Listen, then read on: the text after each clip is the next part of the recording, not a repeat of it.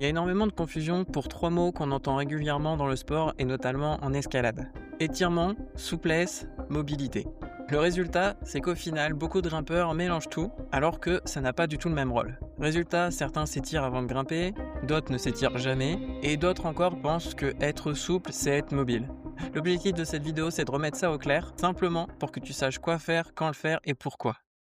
Et pour ça, j'ai posé la question à Charlotte, qui est la kiné de l'équipe nationale de Belgique. La vidéo sera en 3 parties, quelques questions-réponses avec Charlotte, les 2 tests de mobilité qu'elle fait faire à tous ses athlètes dans l'équipe nationale de Belgique, et la troisième, ça sera quelques conseils d'exercices de mobilité que tu peux intégrer dans ta pratique.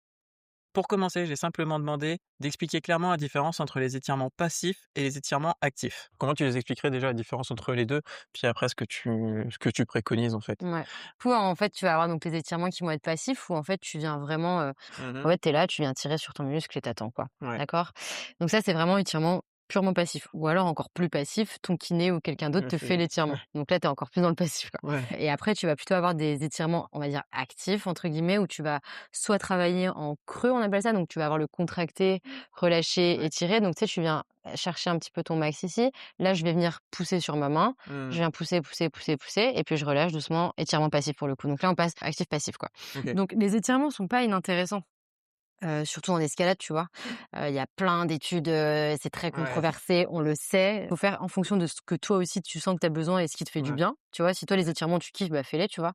Mais c'est vrai que moi, par exemple, dans ma logique des choses et dans les choses que j'ai un peu étudiées et vues, je pense que faire des étirements hors session, genre donc pas avant ni après, Mmh. on va plutôt avoir un intérêt à le faire. OK. Parce En dehors de que en ouais, dehors de en ta dehors de ta séance, des séance. Ouais, étirements plutôt ouais, passifs du coup? ouais, plutôt passif, ouais. OK. Ça dépend, si on va chercher trop loin dans l'étirement, des fois on Oui. peut avoir des lésions musculaires. Ouais, c'était surtout sur Ouais, cette partie-là que j'avais vu où ça pouvait être controversé en mode, ouais, c'est ça. on sent que ça fait du bien. Genre l'exemple typique tu senti que ça a un peu tiré au niveau des ischios, bah, du Mmh. coup, tu as envie d'étirer. Ouais, c'est Mais ça, alors ouais. qu'en fait, peut-être que c'est pas forcément Ouais, c'est toujours ça. bon, quoi. Ouais, ouais, c'est ça. Bah, en plus, surtout chez des personnes, des fois, qui vont, se faire une lésion musculaire pendant la séance sans le savoir, tu vois? Ouais, Et en fait, vont venir rajouter un étirement dessus. ouais, Donc peut-être, en fait, bah, créer plus de lésions dessus, tu vois? ouais, c'est ça, ouais. Donc vaut mieux le faire à froid, tu vois? Quand OK. tu sais que ton corps, il y a pas de blessure, il y a rien, tu es Mmh. là, tu étires un petit peu. Mais voilà, encore une fois, c'est un point de vue que moi j'ai et que d'autres personnes ne vont pas avoir. Les études sont il y en a Ouais, qui disent noir, d'autres disent blanc. Donc c'était forcément, gris. c'est voilà, d'autres gris, tu vois? Sur cette histoire de controversée, 3 études différentes qui arrivent à des conclusions proches un peu, mais quand même différentes. Donc dans certains cas, les étirements statiques permettent de gagner en performance. Dans d'autres cas, c'est les étirements statiques et dynamiques et dans un autre cas, c'est pas forcément efficace. Bon, maintenant après la théorie, tu vas pouvoir te tester. Parce que Charlotte va te montrer 2 tests de mobilité qu'elle utilise avec ses athlètes. Le but, c'est de voir si tu contrôles vraiment les positions ou pas. En général, on compense beaucoup avec le reste du corps. Et le but de ces tests, c'est de pouvoir vraiment mesurer ça. Done. Okay, remember here you have to put Mhm. your hands on your hips, okay? And then you're going up, up, up, up, up, up, up, and I will take this measure. Yeah. Okay? Ok. Allez. Ok. Donc ce premier test qui est effectué, c'est une flexion de hanche. Ça permet de savoir à quel point le grimpeur peut monter le pied haut uniquement à la force de ses jambes. Et ici, comme c'est un test, le but c'est d'essayer de faire de manière reproductible sans compenser avec le reste du corps. C'est très important dans les tests pour pouvoir reproduire et voir l'évolution sur la durée. Bien sûr, quand on grimpe, on compense forcément. Voilà, je suis bien. Okay. Good. Relax. Okay. Second one. Et là, on se rend pas forcément compte, mais ce que Dan fait est très difficile parce qu'il doit remonter la jambe le plus haut possible uniquement par la force de ses muscles. Ça implique d'avoir un très bon contrôle de son corps. Ouais, c'est bien. Ok, ça va, c'est bien. Gauche. Ok. Ça aussi, hein, tu vois, on n'est pas sur un test hyper précis, mais Alors, forcément. je m'attendais à ce que tu regardes la hauteur du pied, tu vois, et pas la hauteur du genou. Je Mais prends la hauteur du genou là. ouais. Ouais. Bien sûr, en escalade, ce qui nous intéresse, c'est la hauteur du pied, mais pour pouvoir le mesurer sur le test, c'est plus simple de mesurer la hauteur à laquelle le genou réussit à arriver.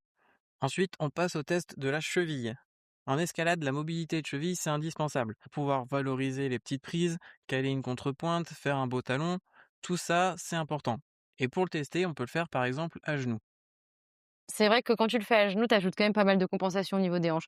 Donc je leur dis toujours qu'ils doivent rester bien droits. Ouais. So just that you remember, so you have to go on the Yeah. wall with your knee up and putting all the like foot on the ground, Yeah. okay? And you have to keep it straight here, Yeah. okay? You don't have to go like this and like Yeah. this, okay? Yeah, okay. Et ça, on va Le voir. petit coussin, c'est pour la douleur ou c'est Ah ouais, pas c'est c'est pour ouais, non, juste c'est pour le vraiment pour le genou, quoi. ouais. Ouais, ouais. Parce que moi, j'aime pas du tout avoir ma rotule qui est sur Oui. le je déteste ça. Donc l'objectif du test ici, c'est de voir à quel moment le talon décolle du sol, tout en rapprochant le genou du mur. Dès que le talon décolle, tu peux prendre la mesure.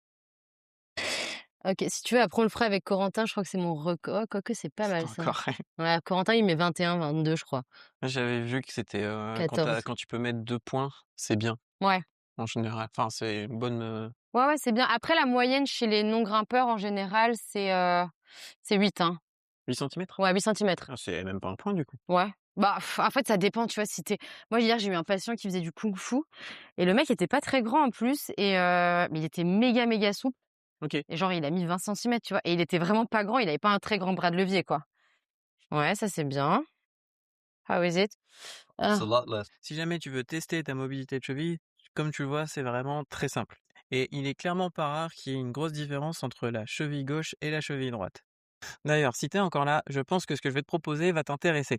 J'ai lancé un coaching de groupe qui s'appelle le point d'équilibre. L'objectif, c'est d'y travailler la mobilité, mais également le renforcement musculaire adapté à ta pratique. Mais le plus important, bien sûr, c'est de trouver le moyen de l'intégrer dans ton quotidien.